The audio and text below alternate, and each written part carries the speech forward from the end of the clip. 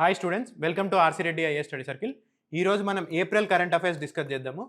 స్పెసిఫికల్గా economy related current affairs discuss చేద్దాము from RC Reddy current affairs magazine. ఈ మ్యాగజైన్ని మీరు టెలిగ్రామ్ ఛానల్లో అవైల్ చేసుకోవచ్చు.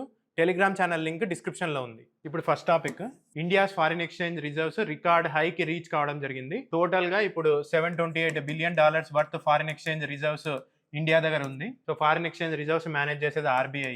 సో ఆర్బీఐకి ఎవరు పవర్స్ ఇచ్చారంటే ఫారిన్ ఎక్స్చేంజ్ మేనేజ్ చేయడానికి RBI act 1934 and FEMA act 1999 foreign exchange management act. So దీని నుంచి ఈ పవర్స్ ద్వారా ఆర్బీఐ ఫారిన్ ఎక్స్చేంజ్ రిజర్వ్స్ని మేనేజ్ చేయడం జరుగుతుంది. So foreign exchange reserves 4 components రూపంలో మెయింటైన్ చేయడం జరుగుతుంది. ఒకటి foreign exchange, foreign currency assets. ఈ ఫారిన్ కరెన్సీ అసెట్స్ మనము డాలర్స్ రూపంలో కానీ, యూరోస్లో కానీ, పౌండ్స్, రెన్మిన్బి ఈ రూపంలో మెయింటైన్ చేయడం జరుగుతుంది. అంతేకాకుండా government securities, US treasury bills ఇట్లాంటివి కూడా ఆర్బీఐ కొనడం జరుగుతుంది. సో దాంతోపాటు గోల్డ్ రూపంలో కూడా దీన్ని మెయింటైన్ చేయడం జరుగుతుంది ఫారిన్ ఎక్స్చేంజ్ని. ఇంకోటి ఎస్డిఆర్, స్పెషల్ డ్రాయింగ్ రైట్స్, ఇది ఐఎంఎఫ్ ద్వారా మెయింటైన్ చేస్తారు. తర్వాత రివర్స్ ట్రాన్స్పోజిషన్. సో ఈ foreign currency assets, gold, SDRs, reverse transposition మనము ప్రీవియస్ కరెంట్ అఫైర్స్లో డిస్కస్ చేసాము డీటెయిల్గా. ఒకసారి అది చూడండి.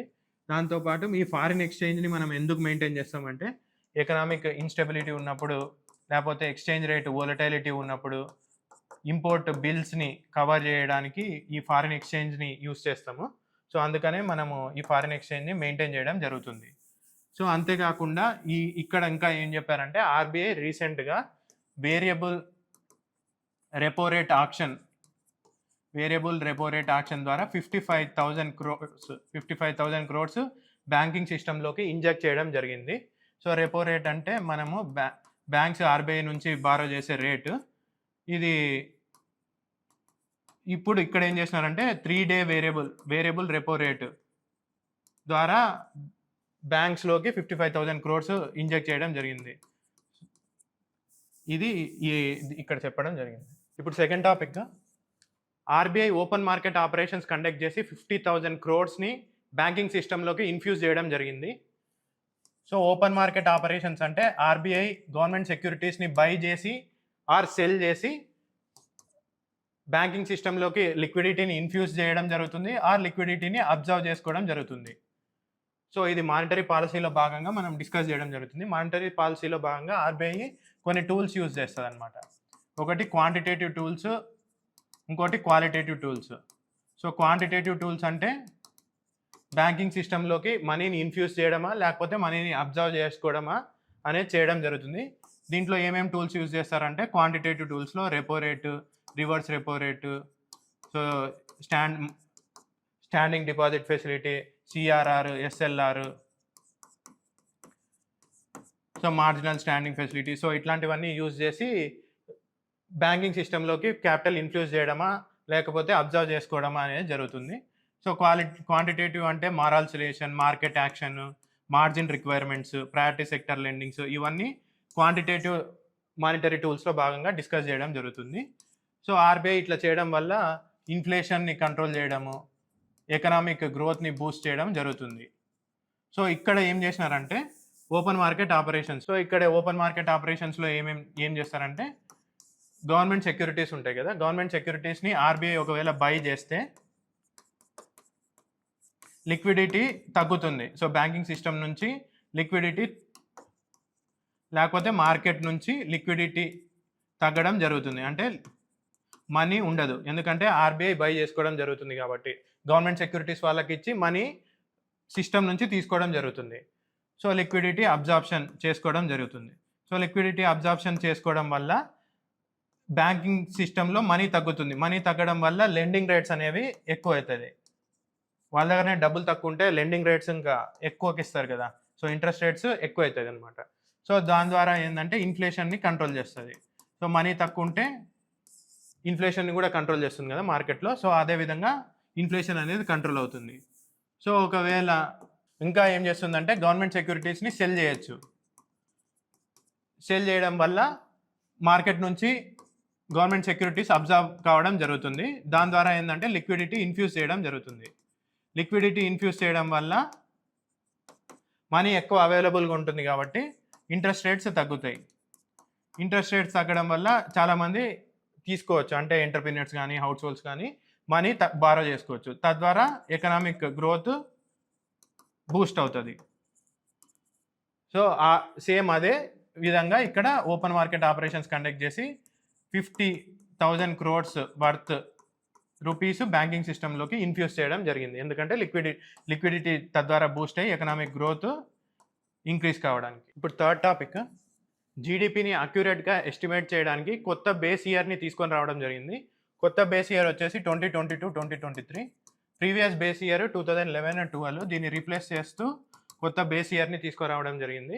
So post pandemic realities, pandemic Covid తర్వాత పోస్ట్ పాండమిక్ ఎకనామిక్ రియాలిటీస్ని అక్యురేట్గా రిఫ్లెక్ట్ చేయడానికి.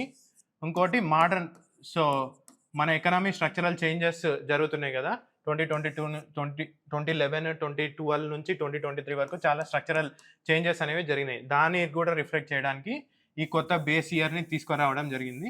ఈ కొత్త బేస్ ఇయర్ ద్వారా జీడిపి ఎస్టిమేట్స్ ఎంత, రియల్ జీడిపి గ్రోత్ 7.6% ఉంది. సో ఓల్డ్ సిరీస్తో ఎస్టిమేట్ చేస్తే ఇది 7.4%, కానీ కొత్త సిరీస్తో ఇది ఎస్టిమేట్ చేసిన తర్వాత ఇది 7.6%గా మారింది.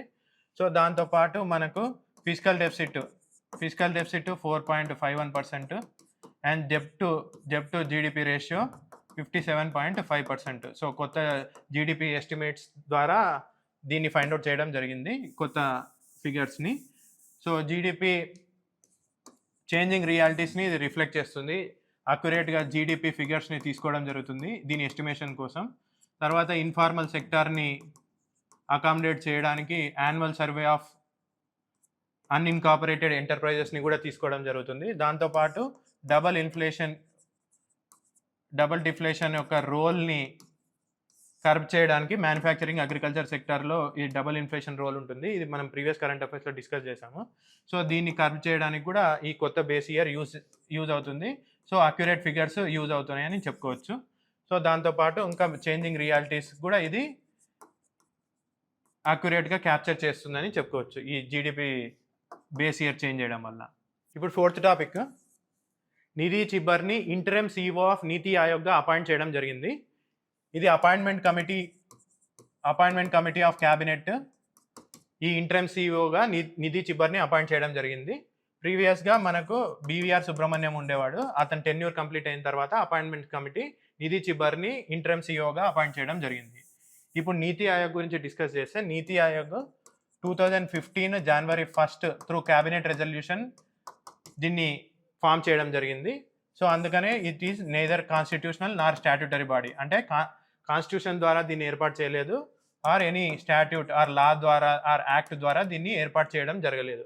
సో అందుకనే ఇది ఒక ఎగ్జిక్యూటివ్ బాడీ. సో ప్లానింగ్ కమిషన్కి నీతి ఆయోగ్కి ఉన్న డిఫరెన్స్ ఏంటంటే, main difference, planning commission financial powers కూడా ప్లానింగ్ కమిషన్ ఉండేటి బ్యాక్వర్డ్ రీజన్స్కి అలొకేషన్స్ కానీ, లేకపోతే కొన్ని పాలసీస్ స్కీమ్స్కి అలొకేషన్స్ ఈ ప్లానింగ్ కమిషనే చేసేది. నీతి ఆయోగ్కి అట్లాంటి ఫైనాన్షియల్ పవర్స్ ఏమీ లేవు. సో నీతి ఆయోగ్ ఒక థింక్ ట్యాంక్ అనమాట, ఇది పాలసీ థింక్ ట్యాంక్. ఈ బాటమ్ అప్ అప్రోచ్, దీని working mechanism bottom up approach. ఇంకోటి కోఆపరేటివ్ ఫెడరలిజం. సో అన్ని స్టేట్స్ని అకామిడేట్ చేస్తుంది పాలసీ ఫార్ములేషన్లో కూడా. అన్లైక్ ప్లానింగ్ కమిషన్ ఇట్లాంటి బాటమ్ అప్ అప్రోచ్ కాదు, అది టాప్ డౌన్ అప్రోచ్. అదే పాలసీస్ చేసి మీరు ఇంప్లిమెంట్ చేయమని చెప్పేదన్నమాట. నెక్స్ట్ నీతి ఆయోగ్ గురించి తెలుసుకుంటే, నీతి ఆయోగ్ ఒక చైర్మన్ ఉంటాడు. చైర్మన్ వచ్చేసి PM, వైస్ చైర్మన్ ఇప్పుడు సుమన్ బేరీ, ఇతని క్యాబినెట్ ర్యాంక్ ఉంటుంది. నెక్స్ట్ CEO, ఇప్పుడు ఇంటరమ్ CEOగా నిధి చిబ్బర్ని అపాయింట్ చేయడం జరిగింది. నెక్స్ట్ గవర్నింగ్ కౌన్సిల్ ఉంటుంది. గవర్నింగ్ కౌన్సిల్లో మెంబర్స్ స్టేట్ CMs, ఏదైతే UTs ఉంటాయి కదా, UTs విత్ లెజిస్లేచర్ వాళ్ళ CMs, ఇంకా లెఫ్టినెంట్ గవర్నర్స్, వీళ్ళు గవర్నింగ్ కౌన్సిల్లో మెంబర్స్కి ఉంటారు. నెక్స్ట్ ఫుల్ టైం మెంబర్స్ ఉన్నారు కొంతమంది. ఈ full time members VK Saraswat, VK Paul, Rajiv Gauba, Arvind Virmani, Ramesh Chand, వీళ్ళు ఇప్పుడు ఫుల్ టైం మెంబర్స్గా ఉన్నారు. పార్ట్ టైం మెంబర్స్ కూడా ఉంటారు దీంట్లో. ఇది నీతి ఆయోగ్ కాన్స్టిట్యూషన్ గురించి. ఇంకా ఇప్పుడు అంతకుముందు అపాయింట్మెంట్ కమిటీస్ అని చెప్పాం కదా, అపాయింట్మెంట్ కమిటీస్ ఈ appointment committees of cabinet major appointments గురించి ఎవరినెవరిని అపాయింట్ చేయాలనేది ఇదే డెసిషన్ తీసుకోవడం జరుగుతుంది. So for example PSBs, public sector banks, financial institutions, senior positions, గవర్నమెంట్లో సీనియర్ పొజిషన్స్ ఉంటాయి కదా, దాంట్లో ఎవరిని అపాయింట్ చేయాలనేది ఈ cabinet committee on appointments decision తీసుకోవడం జరుగుతుంది. దీంట్లో పిఎం, హోమ్ మినిస్టర్ వీళ్ళందరూ ఉండడం జరుగుతుంది. ఇప్పుడు 5th టాపిక్, రీసెంట్గా నీతి ఆయోగ్ ఫిజికల్ హెల్త్ ఇండెక్స్ని రిలీజ్ చేయడం జరిగింది. దీంట్లో భాగంగా డిఫరెంట్ స్టేట్స్ యొక్క ఫైనాన్షియల్ పర్ఫార్మెన్స్ని ఎవాల్యుయేట్ చేయడం జరిగింది. సో దాని జెప్ టు జీడిపి రేషియో ఎంత ఉంది, different states, physical deficit, interest payments ఇవి ఏ విధంగా ఉన్నాయి అన్నీ చూసి ఎవాల్యుయేట్ చేసి దానికి ర్యాంకింగ్ ఇవ్వడం జరిగింది డిఫరెంట్ స్టేట్స్కి. సో అంతేకాకుండా ఫిజికల్ హెల్త్ ఇండెక్స్లో స్టేట్స్ని 2 కేటగిరీస్గా డివైడ్ చేయడం జరిగింది. ఒకటి north eastern and Himalayan states, ఒకటి అదర్ స్టేట్స్. సో ఈ ఫిజికల్ పర్ఫార్మెన్స్లో భాగంగా అదర్ స్టేట్స్లో టాప్ వచ్చింది ఒడిస్సా, ఇది అచీవర్. సో స్టేట్స్ని అచీవర్స్గా, ఫ్రంట్ రన్నర్స్గా కూడా డివైడ్ చేయడం జరిగింది. ఇది achiever. Next followed by Goa, తర్వాత Jharkhand. So different states, AP తీసుకుంటే హై ఫిజికల్ స్ట్రెస్ ఉందని చెప్పడం జరిగింది. సో దాంతోపాటు మనకు నార్త్ ఈస్టర్న్ స్టేట్స్ తీసుకుంటే అరుణాచల్ ప్రదేశ్ టాప్ చేయడం జరిగింది దీంట్లో. ఇప్పుడు 6th టాపిక్, ఇండియా రీసెంట్గా 1 lakh crores worth economic stabilization ఫండ్ని ప్రపోజ్ చేయడం జరిగింది. ఈ 1 lakh crores economic stabilization fund ఎందుకంటే గ్లోబల్ అన్సర్టనిటీ ఉన్నప్పుడు, ఎకనామిక్ షాక్స్ ఉన్నప్పుడు, అన్ఫేవరబుల్ ఎకనామిక్ సర్కమ్స్టాన్సెస్ ఉన్నప్పుడు ఈ 1 lakh crores worth economic stability fund use చేసుకోవచ్చు. ఫర్ ఎగ్జాంపుల్ రీసెంట్గా వెస్ట్ ఏషియన్ క్రైసిస్ జరిగింది కదా, ఈ వెస్ట్ ఏషియన్ క్రైసిస్ జరిగినప్పుడు supply chains disruptions, energy supplies disruptions ఇవన్నీ జరిగినాయి. సో ఇట్లాంటి టైంలో మనకి ఎకనామిక్ స్టెబిలైజేషన్ ఫండ్ యూజ్ అవుతుందని చెప్పుకోవచ్చు. యాక్చువల్గా దీంట్లో బడ్జెట్లో వీళ్ళు 59,000 crores వర్త్ ఫండ్ని అడగడం జరిగింది. ఇది సప్లిమెంటరీ డిమాండ్ ఫర్ గ్రాంట్స్ రూపంలో అడగడం జరిగింది. ఇదేమి న్యూ సర్వీస్ కాదు. సో ఆల్రెడీ కొంత ఫండ్ దీనికి కేటాయించడం జరిగింది, ఇంకా ఫండ్ అవైలబుల్గా కావాలి కాబట్టి 59,000 crores దీన్ని సప్లిమెంటరీ డిమాండ్ ఫర్ గ్రాంట్స్ రూపంలో అడగడం జరిగింది. సో ఇంత అడిగినా కానీ ఫిజికల్ డెఫిసిట్ టార్గెట్ గవర్నమెంట్ 4.4% పెట్టుకుంది, 4.4% ఆఫ్ జీడిపి. ఈ సప్లిమెంటరీ డిమాండ్ ఫర్ గ్రాంట్స్ వచ్చినా కానీ మేము ఈ ఫిజికల్ డెఫిసిట్ని బ్రీచ్ కాము అని గవర్నమెంట్ చెప్పడం జరిగింది. ఈ 59,000 crores ఏ విధంగా మొబిలైజ్ చేసుకుంటారంటే through savings and receipts. So enhance receipts ఏ విధంగా రిసీట్స్ ఎన్హాన్స్ చేసుకొని, ట్యాక్స్లు ఎక్కువ ఇంపోజ్ చేసి ఏ విధంగా చేసుకొని ఈ రిసీట్స్ మేము సేవింగ్స్ రూపంలోనే అకామిడేట్ చేసుకుంటామని చెప్పడం జరిగింది. ఈ సప్లిమెంటరీ డిమాండ్ ఫర్ గ్రాంట్స్ గురించి కాన్స్టిట్యూషన్లో article 115 of the constitution discuss చేయడం జరిగింది. సో ఏదన్నా సర్వీసు ఆల్రెడీ బడ్జెట్లో ఉన్న సర్వీసు ఇంకా దానికి మనీ కావాలనుకుంటే ఇంకా ఎక్కువ మనీ ఈ సప్లిమెంటరీ డిమాండ్ ఫర్ గ్రాంట్స్ రూపంలో అడగొచ్చు అని చెప్తుంది ఈ ఆర్టికల్. దాంతోపాటు డిఫరెంట్ గ్రాంట్స్ ఉన్నాయి, మనకు అడిషనల్ గ్రాంట్స్ అని ఉంది, ఎక్సెస్ గ్రాంట్స్ అని ఉన్నాయి. సో అడిషనల్ గ్రాంట్స్ అంటే ఏదన్నా సర్వీసు, న్యూ సర్వీస్ బడ్జెట్లో ఆ సర్వీస్ గురించి డిస్కస్ చేయలేదు అంటే అట్లాంటి సర్వీస్ కోసము ఏమన్నా మనీ గ్రాంట్స్ కావాలి అని అనుకుంటే అప్పుడు ఈ అడిషనల్ గ్రాంట్స్ రూపంలో పార్లమెంట్ నాడు మనం ఈ అడిషనల్ గ్రాంట్స్ రూపంలో మనీ తీసుకోవచ్చు. సో అదే కాకుండా ఎక్సెస్ గ్రాంట్స్ అని ఉన్నాయి. ఎక్సెస్ గ్రాంట్స్ అంటే ఆల్రెడీ శాంక్షన్డ్ అమౌంట్ కంటే మనం ఎక్సెస్గా ఖర్చు పెడితే అప్పుడు పార్లమెంటరీ అప్రూవల్ తీసుకోవాలి, అంటే లోక్సభ అప్రూవల్ తీసుకోవాలి. బిఫోర్ లోక్సభ అప్రూవల్ ఇది పబ్లిక్ అకౌంట్స్ కమిటీ ఉంటుంది. ఈ పబ్లిక్ అకౌంట్స్ కమిటీ దాన్ని చూసి ఒకవేళ కరెక్ట్ ఉందా లేదా, ఎక్సెస్ గ్రాంట్స్ కరెక్ట్ యూస్ చేసామా లేదా అనేది దాని రికమెండేషన్ కూడా చెప్తుంది. తర్వాత లోక్సభ అప్రూవల్ తీసుకోవాల్సిన అవసరం ఉంటుంది. సో అన్ని గ్రాంట్స్కి లోక్సభ అప్రూవల్ తీసుకోవాలి.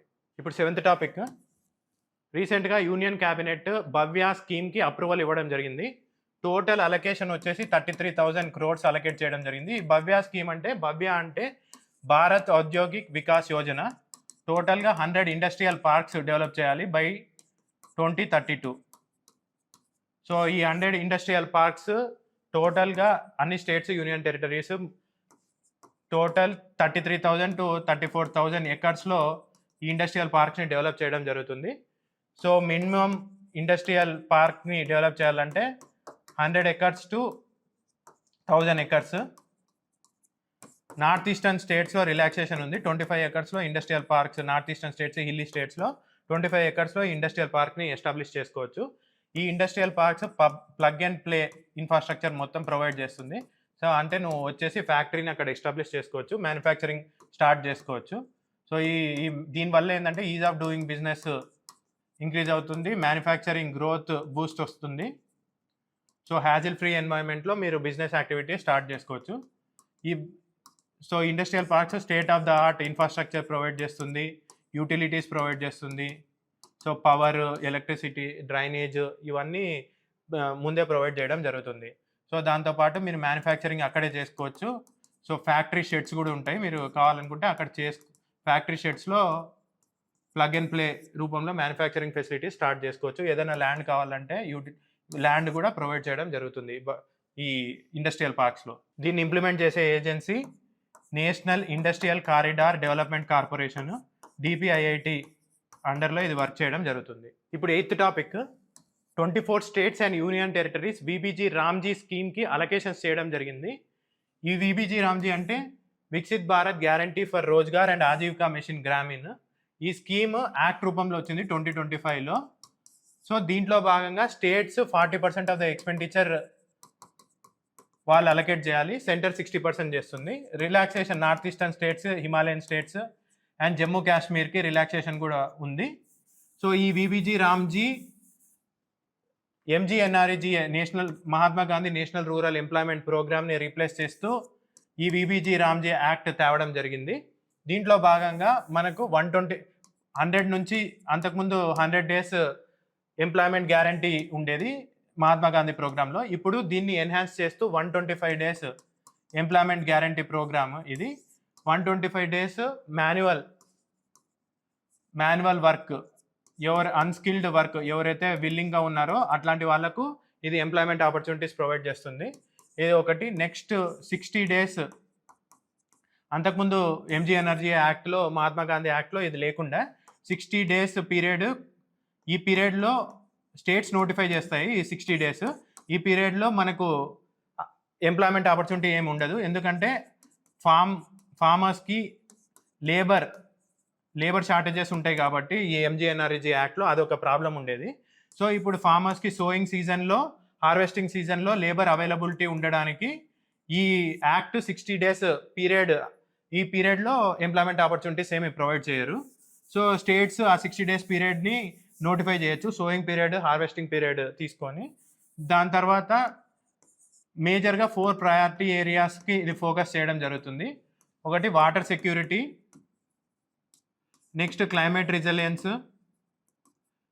Next rural core infrastructure, next rural livelihood. So ఈ 4 ప్రాజెక్ట్స్ మీద ఈ స్కీమ్ అనేది కాన్సన్ట్రేట్ చేయడం జరుగుతుంది.